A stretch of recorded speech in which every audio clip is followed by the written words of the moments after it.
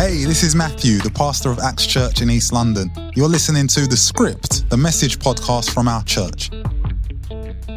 Each week we dip into the Word and see how we can live richer, fuller lives and become the people that God wants us to be.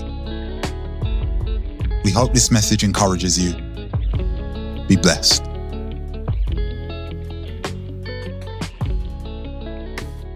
Most of you probably don't know that theology isn't my first love. My background's actually in biology. That's my first degree that I did. And one of the modules that I remember very clearly when I was at uni was embryology and early development, looking at how the baby develops in the womb and the biological processes in order for that to happen. And then once the baby is born, we view babies as crying and eating machines, because that's technically all they do. But the way they interact with the world, the way they look, the way they touch, the way they're smelling things, the way they're viewing things, it's building them up. It's building the basic building blocks for who they're going to become, their personality in the future. So needless to say then, the first few years of a child's development is absolutely crucial. So if anything goes wrong in those first few years, it can have lasting consequences for their entire life. So with that being said, let me take you to Genesis 25, inside the camp of Isaac and Rebekah, where there's joy inside that camp because after many, many years, after a long period of trials, Rebekah is finally pregnant. But this pregnancy wasn't easy. If you go to verse 22 of chapter 25, let's start at verse 21 actually. Isaac prayed to the Lord for his wife because she was barren, and the Lord granted his prayer, and his wife Rebekah conceived. But this wasn't an easy pregnancy, because even though there was gladness and joy inside the house of Isaac, there was war inside the womb of Rebekah. Verse 22, the children struggled within her, and she said, Lord, if it be this way, why do I live? So clearly Rebekah is in pain. She is feeling the struggles of this pregnancy. She's going through the heartache, and obviously her health isn't going so good. And she cries out to God saying, God, if it has to be this painful, what is the point of going through it? So God responded to her. So she went and inquired of the Lord. And the Lord said, 2 nations are in your womb. 2 people are born, or peoples born of you shall be divided. And one shall be stronger than the other, and the elder shall serve the younger. Carrying on, when her time came to give birth, there were twins in her womb. The first came out red, all his body like a hairy mantle, so they named him Esau. Afterwards, his brother came out with his hand gripping at Esau's heel. So he would be named Jacob. Isaac was 60 years old when she bore them.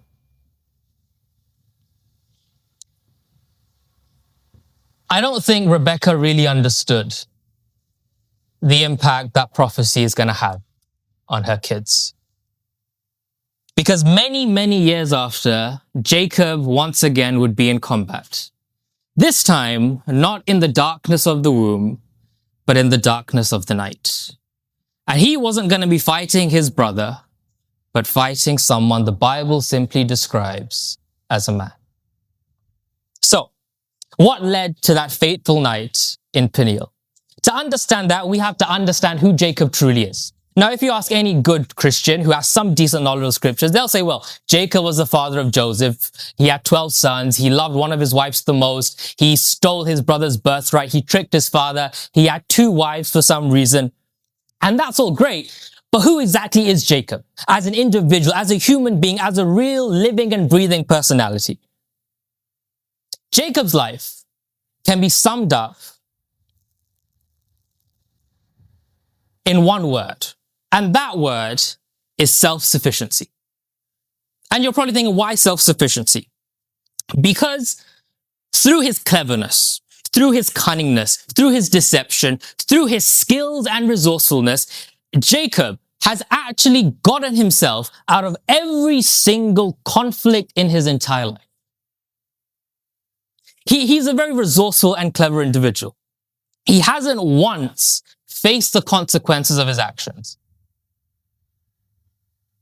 And on the surface, despite being someone who deceives, despite being someone who is a supplanter, despite being someone who lies and cheats and steals, Jacob is doing pretty well in his life. Why? Because by the time he leaves his uncle Laban, he's got riches, he's got cattle, he's got sheep, he's got goats, and he's got 2 wives.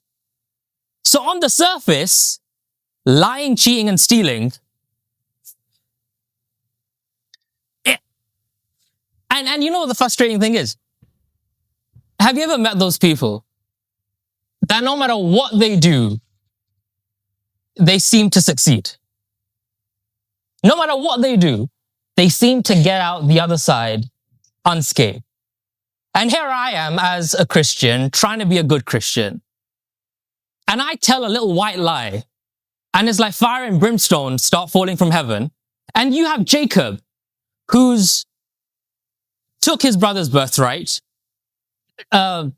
distracted and tricked his blind father, went to his uncle, ended up with the wrong woman, yet still somehow got the right one and left with both of them. He's, in all fairness, if you're going to lie, cheat, and steal, be like Jacob. And in all honesty, most of us, if we're promised Jacob's life, we would take it. Not the 2 wives part, but in terms of everything else, we would take it. Jacob was living the life. Up till now, he avoided the consequence of his absolute every action. What consequence did he get for stealing his brother's birthright? Esau was going to kill him. He ran away. What consequence did he get for tricking his poor blind father? He got blessed.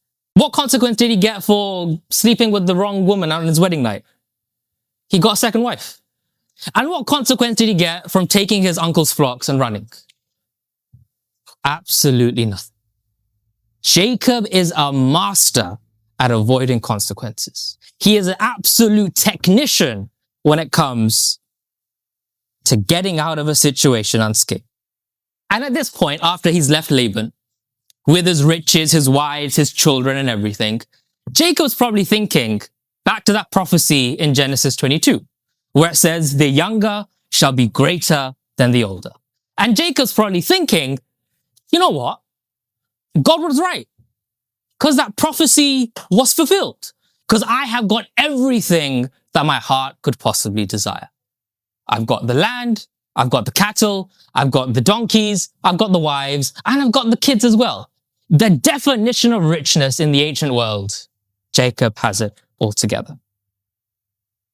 But soon, Jacob finds himself between a rock and a hard place, where no level of cunningness, no level of deception, no level of his resourcefulness and cleverness will get him out. So let's go to Genesis 32. Verse 3. Jacob sends messengers before him to his brother Esau. This is the first time both brothers have been in contact up till this time. In the land of Seir, in the country of Edom, instructing them, thus you shall say to my lord Esau. When has Jacob ever called Esau my lord? Now, I'm the oldest sibling. Those who are the oldest siblings, when your younger siblings start respecting you a bit too much, you know something is wrong.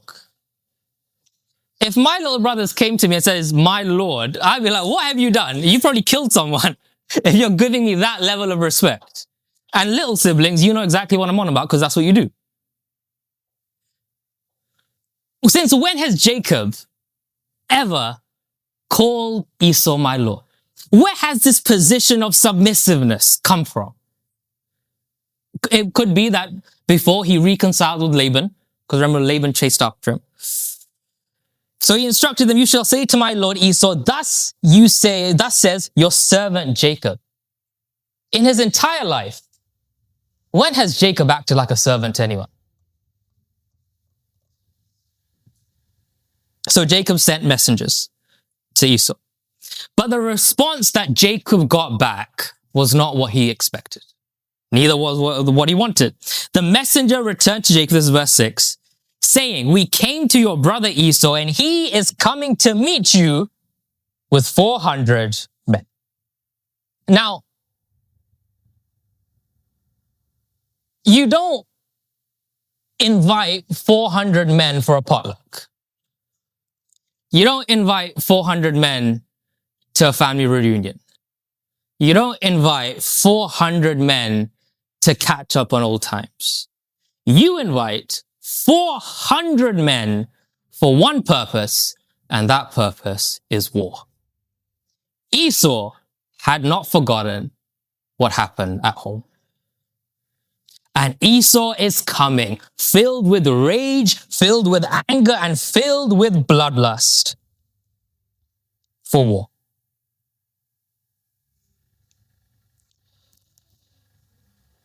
And here's the sad thing. For Jacob, for the first time in his life, there isn't a way out.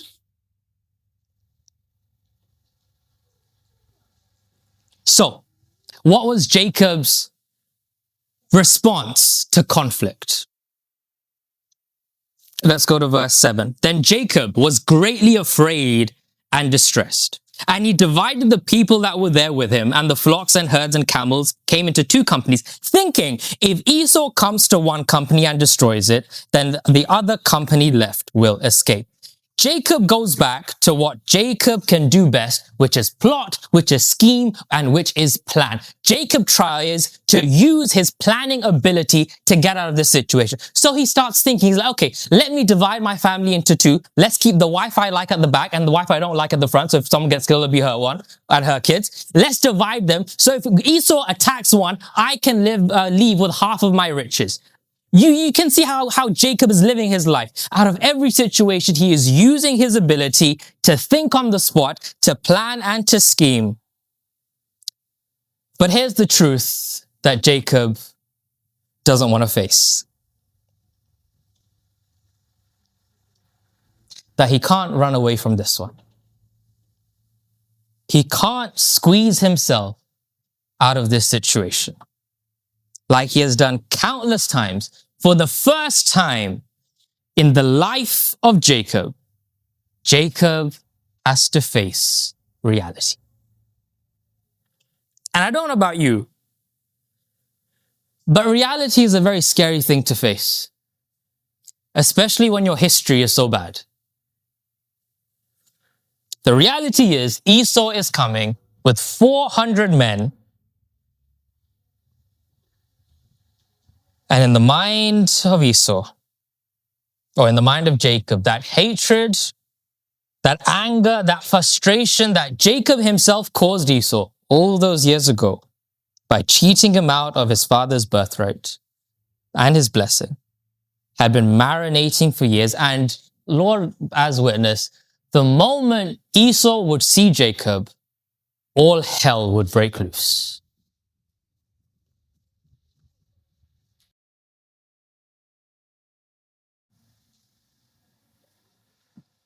So Esau, or Jacob, starts to plan, starts to scheme. And if you look at Jacob's history, they say behind every successful man is what? A woman. The same goes for Jacob. But this woman wasn't his wife. It was actually his mother. Because whose idea was it for Jacob to take the birthright? Clearly, the apple does not fall far from the tree. But then Jacob later on in his life met another deceiver, his uncle. There's something about this gene pool of his mother, his uncle. There's something about that family that doesn't seem right. And finally, when he met Laban, the deceiver was deceived. Because in Genesis 22 to 23, 24, Jacob took advantage of his father's poor eyesight. Later on, Laban took advantage of Jacob's blindness, the blindness of love. Now, I want to pause here for a second. Because let's be honest with ourselves. No one is that blind. I really don't think anyone is, even Isaac in his old age had the sense to question who was coming in his tent. And there you have Jacob letting anyone through. And the Bible doesn't tell us what was Rachel's reaction after that. Clearly, Jacob is a very smooth talker as well, because he married her as well. I don't know what it is about Jacob that he's so slippery. But you can't get a grip on him. But now, we get to that fateful night in Genesis 32.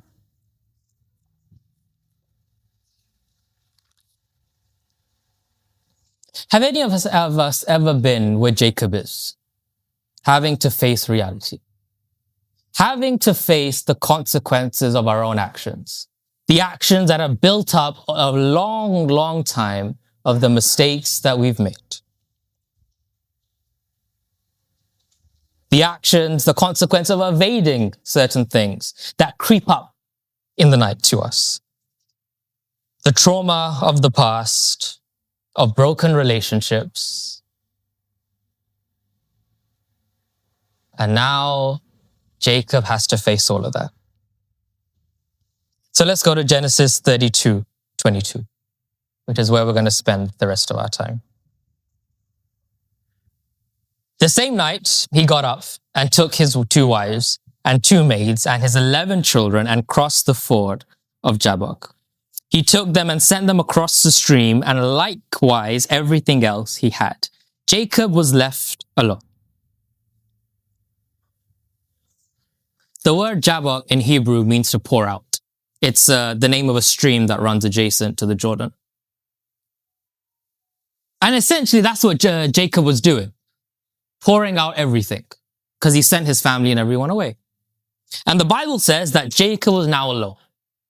And the funny thing I find is that the man who spent his entire life taking from absolutely everyone, accumulating vast amounts of wealth or of wives or children, now is all alone with absolutely no one by his side.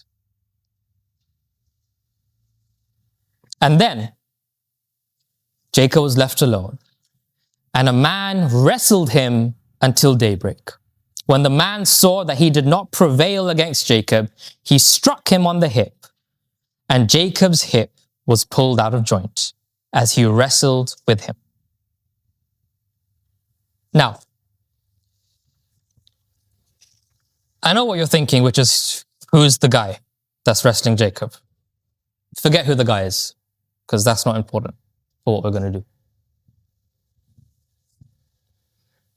Jacob knew that Esau was coming.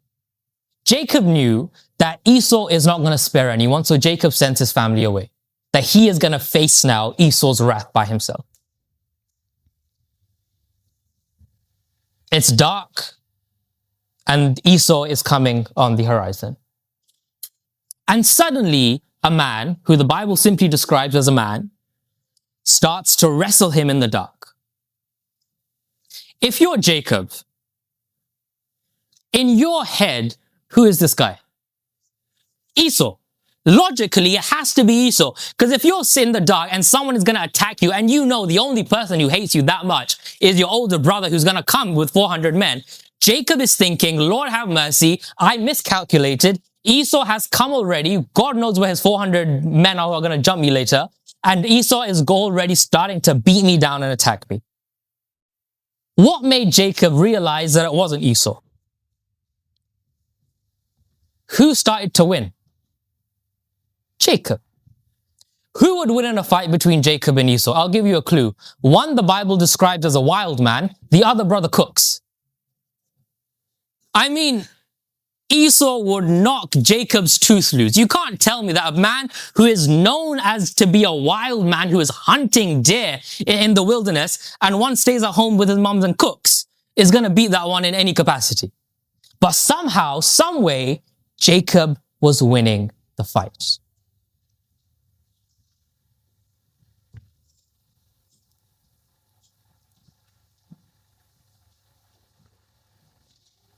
The question is now, who is this who's fighting Jacob? And by the way, how long were they fighting? All night. I don't know if you've ever been in a fight. It's hard to go for like 2 seconds. All night long. And it's not like a WWE style fight where they're jumping and doing all that. This is, the word in Hebrew is, it's a ground and pound type of fight. It's the same word for dust, meaning they were in the dust, wrestling with each other, grounding and pounding, and that's happening all night. All night. And then day breaks, and this mysterious dark knight who appeared, who isn't Esau because somehow Jacob is winning, starts to leave.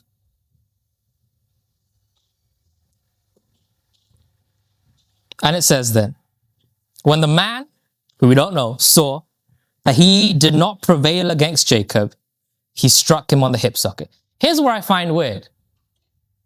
How can you lose the fight, then break his hip? How can you lose the fight, but then instantly break the guy's hip? Clearly, this man, whoever it was, wasn't using full power.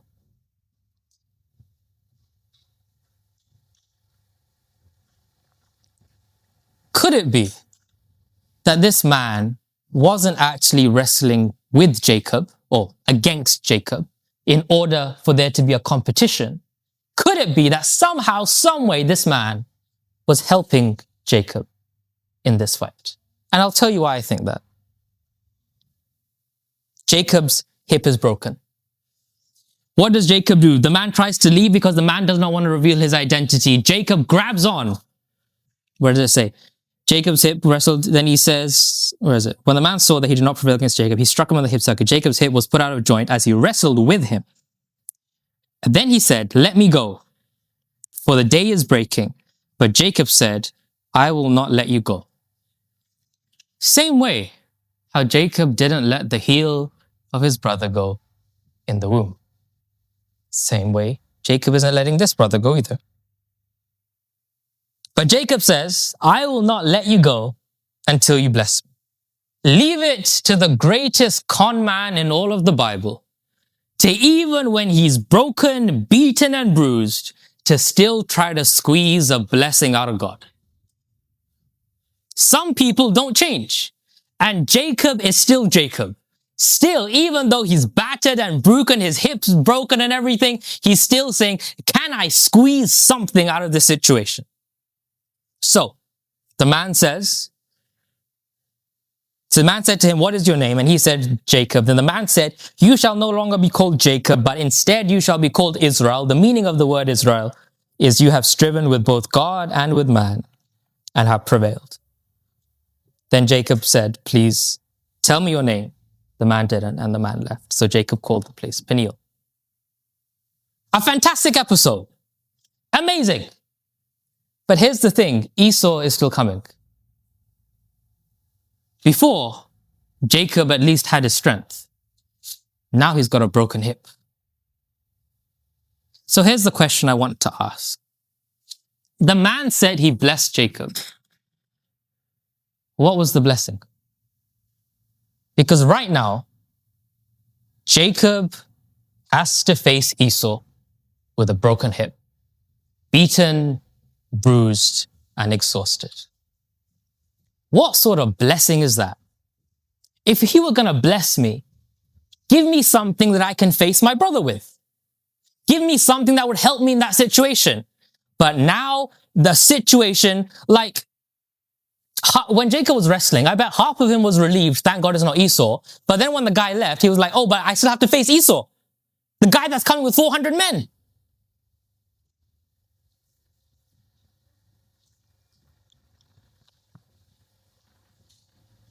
Let's go to chapter 33, verse 1. Now Jacob looked up and saw Esau coming, 400 men with him. Now imagine the scene. Your hip's broken, you're exhausted, you're dirty, you're muddy, you're tired. And you see in the horizon Esau coming with 400 men. So he divided the children among Leah and Rachel and the two maids. He put the maids with their children in front, then Leah with her children, and Rachel and Joseph. So Joseph was born at this time, at the back. And he himself went ahead of them. When has Jacob ever put someone else in front of him? When has Jacob ever put the safety of anyone above his own? Never. And here he is, with his wives and children behind him, in the front, protecting them. He himself went ahead of them, bowing himself on the ground 7 times until his brother came near. But Esau ran to meet him. And I bet when Jacob saw Esau running, he was like, God, just let it be quick and painless as possible. But Esau ran to meet him and embraced him and fell on his neck and kissed him and wept. When Esau looked up and saw the woman and children, he said, "Who are these with you?" Jacob said, "The children whom God has graciously given your servant."